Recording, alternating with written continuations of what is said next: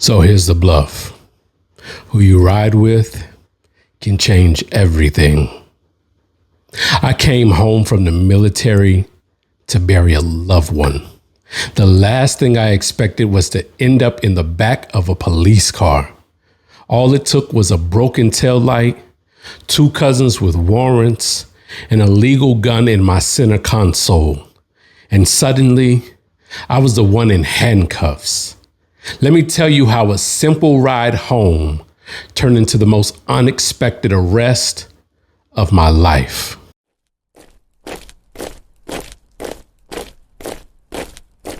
All right, so Pete, it's 2003. I'm on active duty, but I'm on bereavement leave right now. I got 5 days to come back home because my grandmother on my dad's side just died. And so I'm back in town, and with every passing, you have everybody gathering at one place or another, just, everybody just trying to see each other's faces because we rarely ever see each other. Obviously, I live out of state. You have a few other family members that live out of state. And so whenever I'm in town, it is requested that my presence be shown to the elders. So at the time, my grandmother was still alive.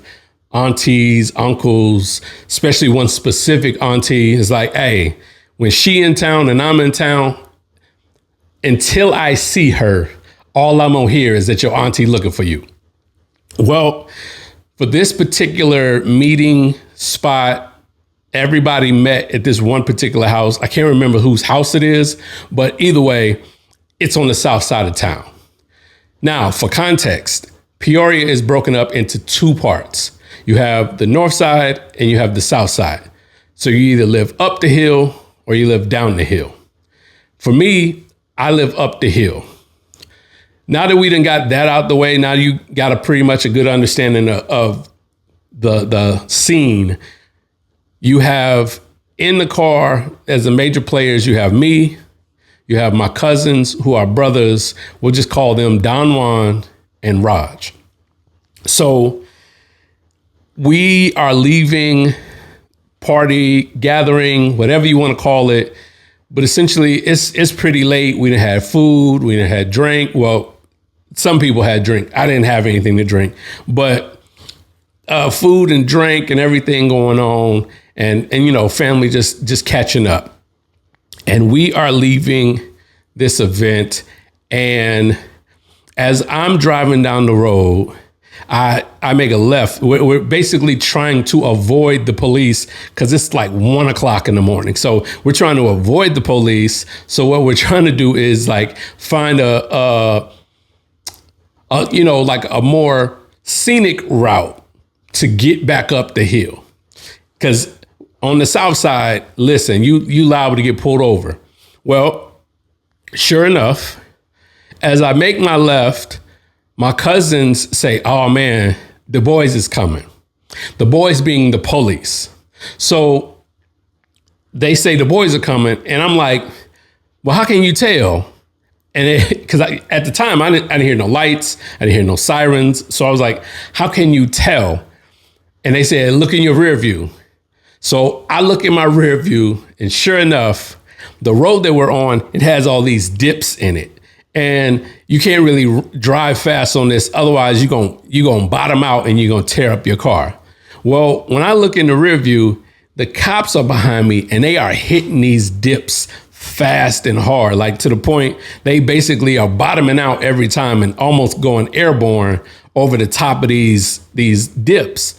So, knowing the process, having been pulled over before, and of course, I have been pulled over since, but I knew, all right, hurry up and figure out where you're going. And because if they hadn't hit the lights yet, but I knew it was coming because of how fast they were coming behind us. And sure enough, they hit those lights and they hit the sirens. So I find a spot and I make a quick right and I pull over to the curb like immediately. Because again, I don't want to kick up any more fuss because I don't know why they pulling me over. Because again, I'm not speeding because, again, the dips are so crazy that you really got to slow all the way down just to avoid bottoming out. And I ain't trying to tear up my car. Eventually, we pull over, cop comes up, and he hit me with the normal, do you know why I pulled you over? No. And he says, the reason why I pulled you over is because you got a broken taillight. Now, understand that this is a taillight I probably should have gotten fixed a long time ago. But unfortunately, that's why we got pulled over. So we get pulled over for the taillight. And, he's asking us, the basic stuff, license, registration. I hand him my paperwork. While he's talking to me, on the passenger side of the vehicle are my cousins. Don Juan is in the front and Raj is in the back. So he asked them their names and if they had any ID, and it was like, no, we don't got no ID. Because at the time, I think they were still young enough that they could potentially not have an ID, though I feel like they should have had an ID. But again, they said they didn't have IDs. So they give these names, and these names do not match what their real names are. I don't remember what the names were, but they gave names that didn't match, right? And so me being loyal, I don't say to the cop that's on my side, like, hey, that ain't their names, or I don't announce that. I just let it go. Because again, them having a fake name means they have been through this more than once. And so they give the fake names, and the cop on my side says, all right, I'm going to be back. I'm going to run your paperwork, make sure everything is good. So I was like, cool, no big deal. Well, they go back, they come forward, he hands me back my paperwork, and he's like, all right, Mr., my name. And he says, everything's good to go. Here's your paperwork. And he's like, I'm going to give you a ticket for the taillight. However, at the same time that he's doing that, again, his partner is talking to my cousins on the passenger side and basically says to them, hey, y'all ain't coming back in the system. We think y'all might be trying to evade arrest, which in hindsight, realizing that that's what they were doing, they were basically trying to evade arrest. So pulls out my cousin from the back seat first. And sure enough, this dude, he couldn't have been more worse off in this moment. As they pull him out, he is hiding a can of beer underneath his shirt. So they pull that out, put it on the trunk of my car. They pat him down and they put him in handcuffs. Ultimately, they didn't necessarily, it wasn't for the open container. It was more just for the fact that they didn't know who he was. They were trying to figure out what his identity was. Same thing with his brother, Don Juan. They just was trying to figure out, they patted him down, handcuffed him. They put both of them in a squad car. Now, at this point, because both of them are being arrested and they seem shady, now it comes to me. And he's like, hey, can you get out the car? Now, let me go back in the story a little bit. So when they went back to the car to run my information, I remember that I had my pistol on me and it was in my pocket. In hindsight, definitely shouldn't have had it on me. I probably should have had it in my glove box and had the glove box locked. But that's neither here nor there. Well, when they go back, I realize I got the pistol on me. So what I decide to do is take the pistol out, take the magazine out of the pistol, put the magazine in my center or the gun in my center console, and put the magazines in my pocket. Dumb mistake. I should have just put them into the center console with the gun, because if they're separated, I may not get in as much trouble. Either way, I get out of the car, and as soon as he's patting me down, as soon as he gets to that pocket, I was like, I knew I was screwed. As soon as he touched the pocket, The next thing I know, gun! He scream out gun, and I'm in handcuffs. And then at that point, he reads me my rights, puts me into his squad car, and he gets in the car and he's talking to me and he's telling me all this stuff about guns and how many guns they done found and people that done been shot. And I'm thinking to myself in that moment, and I said it to him, I was like, what that got to do with me? How does that affect me in any way? Like, I ain't out here shooting nobody. I ain't out here trying to shoot nobody. I bought this gun legally in South Carolina. Unfortunately, not knowing necessarily the laws of Illinois, I could have done better in that situation as far as knowing it and then carrying my gun in accordance with the laws in Illinois. My bad, my fault. South Carolina obviously had different laws. I wouldn't have had any trouble in South Carolina, whereas I obviously had trouble in Illinois. So paddy wagon is coming. We're waiting on the paddy wagon. We're just kind of sitting in the car, and I am screaming on the inside at this point because I've never been arrested. I've never been handcuffed and definitely in a situation like this where it's like so much is going on so fast that I'm like, man, what's going to happen? How is this going to play out? So in that process of time, my cousin, their sister comes by, Lean, and I'm trying to convince the cops to let Lean take my car rather than impound my car. Can she just take the keys? I mean, y'all already found what y'all were looking for. Ain't nothing else in the car. Ain't no drugs or nothing in the car. Can she just take my vehicle and I can just get it from her tomorrow? And they were like, nah, we got to impound this. I guess maybe it was because of the gun. I don't really know why they felt the need to impound it, or maybe they were just trying to get a little bit more bread out me. Neither here nor there. So paddy wagon gets there and we get loaded up, and I'm sitting in the back of the paddy wagon, and it seems like the longest ride. The longest ride. It really, honestly, if you were to take it in your regular car, it really isn't that long of a drive. But when you're in the back of a paddy wagon and you never been back there, it seems like forever, right? Also, I want to give some context. In South Carolina, there are certain gun laws where, like, and they have it on big billboards where it's like, oh man, if you get caught with a gun that is unregistered, or like a gun that the serial numbers are filed off, it's like 5 years for the gun and then 5 years for every bullet.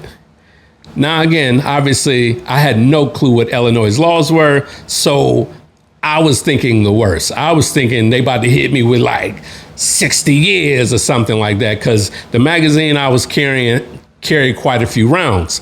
Now, we're riding in the paddy wagon, and like I said, I'm terrified. My cousins, this is like another day for them. This is like a Tuesday for them, because one finds his lighter in his pocket. So obviously the cops didn't do a great job of patting him down, but one finds a lighter, the other one finds a short or a half-smoking cigarette. And so they proceed to help each other get a couple hits off the cigarette, because they like, well, we don't really know how long we're gonna be in county. Let's get one last little couple puffs off the cigarette. So I'm like, oh, okay. I'm just watching this thinking, like, all right, in this situation, like, this is the first thing y'all think to do. But I was like, again, whatever. I was so more focused on mine because theirs didn't seem to be as dire as mine.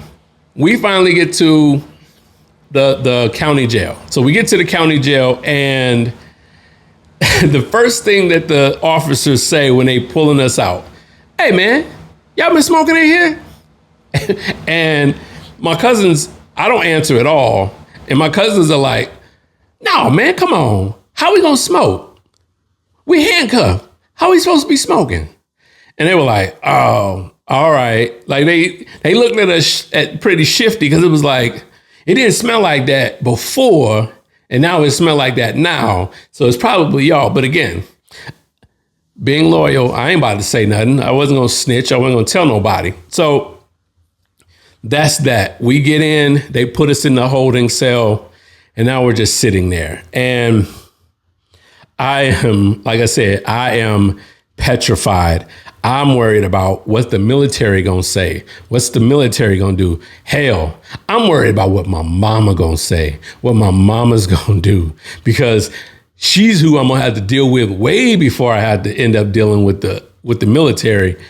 So I'm like I said, I'm petrified. I'm sitting in the holding cell, and my cousins, again, because they've been through this and they've done this before, they call a cousin, or I'm sorry, they call their sister.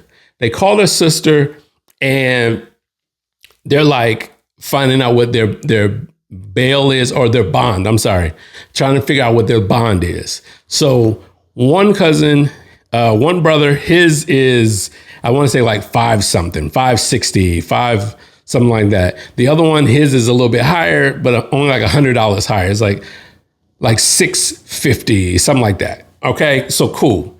So they got theirs. Well, then they're like, oh, well, what about me? And she says, oh, there is no bond. Oh, Lord, Heavenly Father. I'm like, no. I'm like, what do you mean ain't no bond?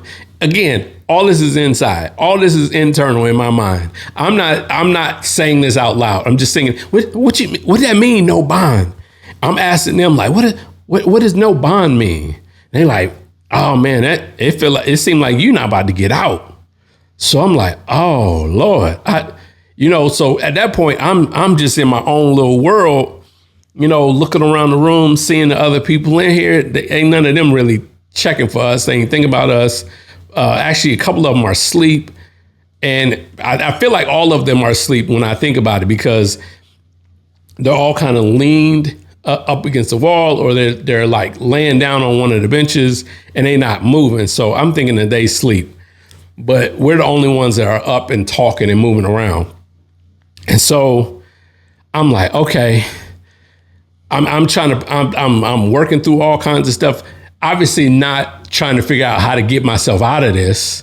I'm simply just trying to figure out what's next. What's the next step? Are they going to, once they book me, are they going to put me in the bag?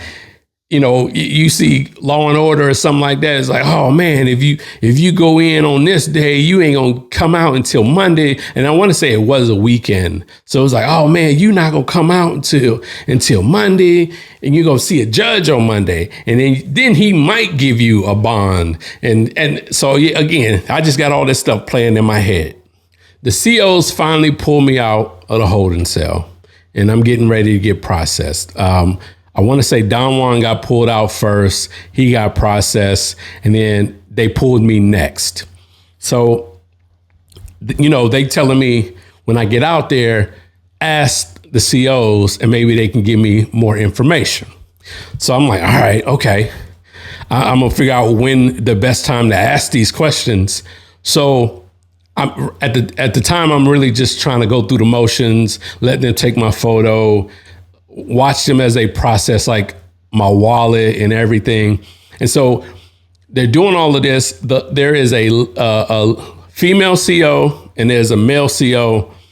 So the female CO is actually the one processing me. She's the one, hey, look up at the camera, take my photo, all that, right? The gentleman, he's literally just feet up on the desk, chilling. He just arms crossed, chilling, just looking at me like, just basically, I mean, this is a regular day for him. He just processing people in. Well, while I'm sitting there, and I tend to, even in the worst situations, be very like jovial and like and like laughing and just trying to, make light of the situation as best I can, because it's just who I am. It's like, that's how I have gotten through so many things in life, is just being that way, just being respectful, especially in situations where like you are at the mercy of somebody else.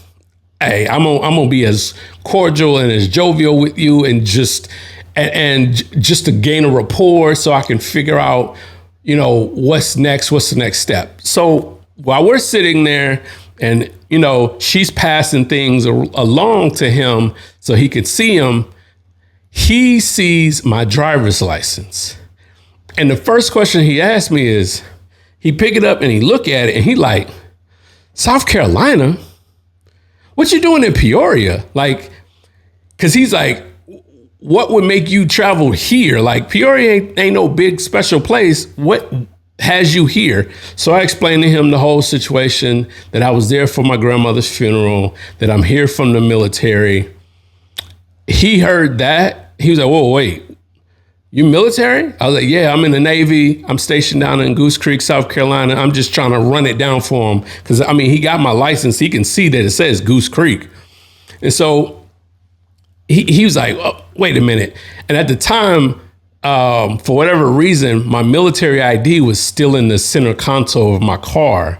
It wasn't in my wallet or on me, because I don't think I had my wallet. I think I had took the stuff out, and I only had my license like on me, and then they just kept it once they booked me. They took me in. They left all that other stuff in the car.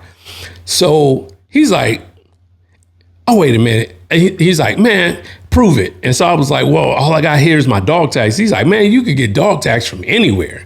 And I was like, yeah, no, I understand what you're saying, that you could get dog tags anywhere, but I promise you. And I was explaining to him like, because this is at the time when we still use socials for everything in the military. Now we get like a DOD number. But at the time, our socials was on there. And I was like, yeah. I'm like, look, this is it. This is what I have. And so he's like, he's looking at me like to see if I'm like really being earnest.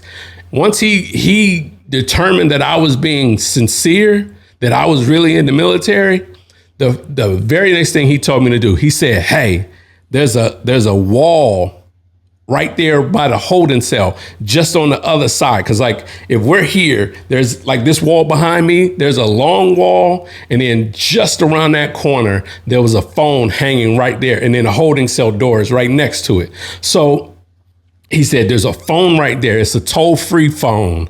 So you can call, it just dials out. You don't gotta hit no other numbers. You just dial the number you want to call. He said, you need to call somebody to come get you now. And so I'm like, wait, what? He's like, yeah, you need to call somebody to come get you right now. And so I was like, oh, okay.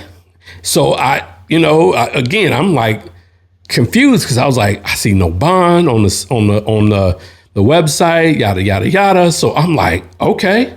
I call my mom. My mom picks up. She's like, what's going on? I tell her the whole, I run it down for her as quickly as I can. Essentially, I'm at the county jail. Can you come get me, or can you have my sister come get me? So that's how it goes. Sister comes in. So they, so I all right, cool. Your sister gonna come get you. Hang up, boom. And then they put me back in the holding cell. So I'm thinking, I get back in there and my cousin's like, man, what they say? What's going on? What? And I'm like, they told me to call somebody to come get me. Wait, what you mean? You ain't got no bond? What? No, they said you ain't got no bond. It's like, yeah, I know. And once they figured out that I was military, he told me to call somebody to come get me. And so that's what I did. I called my mama. And now they frantic. They are frantic. They're like, yo, what you mean you leaving? Blah, blah, blah, blah. Like, yo, live it. Because it was just like confused as to how I was getting out, and they weren't. Well, then The CO comes back again. It could have been 15 minutes. It could have been an hour. Man, time wasn't moving for me the right way. You know what I'm saying? So it could have been a few hours. It could have been 15 minutes. It didn't seem like very long though. The CO came back out, grabbed me, and he put me outside because I'm thinking they go just keep me in a holding cell until somebody come and like retrieve me. No, they immediately were like, nah, you got to get out. You got to go. So I'm like, oh man, okay. All right. So they put me out, and now I just basically get to sit outside with my thoughts for like 2 hours because my sister had to drop my mom off and then come back and then come get me. And it's like in two different directions. So you got to go one downtown and then come all the way back out to the county, which is way on the other side of town. But I was like, okay, all right, I'm not going. I was like, man, I gotta. In one hand, I'm like, I gotta sit outside in the cold, but in the other hand, I'm free. You know what I mean? So I couldn't be mad. I was free. Eventually, my sister come get me. Also, my cousins end up getting bailed out. So we all ended up attending my granny's funeral. However, part of what made this whole thing so funny was the fact that I found out after the fact, like once they told me what their warrants were for, because essentially once they got booked, all the warrants then popped up. I forgot to mention that earlier. When they called about the bond, they found out what their charges actually were. And when I tell you the warrants that they had, it was like, wait, you mean to tell me you risked my freedom and told a lie about your names for this? Riding like just one of them. I don't got to tell you all of them, just one of them. And you're going to be like, really? One of their warrants was riding a bike at night without a light. You mean to tell me you didn't go to court for that? So now they got a bench warrant out for you? Are you serious? I'm like, bruh, I was like, for real. But I'm sitting here realizing in this moment that we didn't have the same things to lose. You dig? We didn't have the same things to lose. So something as minor as that, they were willing to risk it all because they had nothing to lose in the first place. And so why would it matter if they ran until whenever? But for me, having none of that and all my things being legal, again, me carrying my gun the way I carried it, not the right way, but at the same time, you risked all that I had just worked for. Going through boot camp, going through my school in Georgia, all of that for some warrants that were like frivolous, that were like things that you could have went to court. They would have gave you, because now instead of you getting whatever little fine you was going to get, now you got to go to court for this again. But now you have to go see a judge. There's potential like punitive damages. You could spend some time in the county for things that were so minute, so minuscule in their severity or their significance, rather than just go to court in the first place and get them squared away. I can't even tell you how crazy that is, sitting in thinking about it now. I wasn't even thinking about half of this stuff back then. I just was focused on getting out of my own situation. But sitting here now is realizing like you risked a lot for a little. So when I returned back to South Carolina, man, I thought I was in a world of trouble. Originally, my command thought I had got arrested with my duty weapon. So they was ready with the fire and the brimstone for your boy. But once they determined that it was my personal defense weapon, my Master Chief called the dogs off. He told me to come to his office and have a seat. For my military people, I'm just as shocked as you probably are. He simply said to me that he understands I'm young, I'm from Illinois, and I could potentially, it's a lot more dangerous than where he came from in Mississippi. So he understood. But in the end, I went to trial a few months later. Ultimately, they charged me with possessing a firearm without an ownership card. I got a $500 fine, and I got 1 year of unsupervised probation. So here's a lesson. I take full accountability for my poor decision making and how I carried my weapon incorrectly. And like I said, not knowing the laws of the state that I was traveling to. However, if pulled over alone, the likely outcome would have been a warning to get my taillight fixed and allowed to go on my way. The moral of this story is this: your choices are only as safe as the company you keep.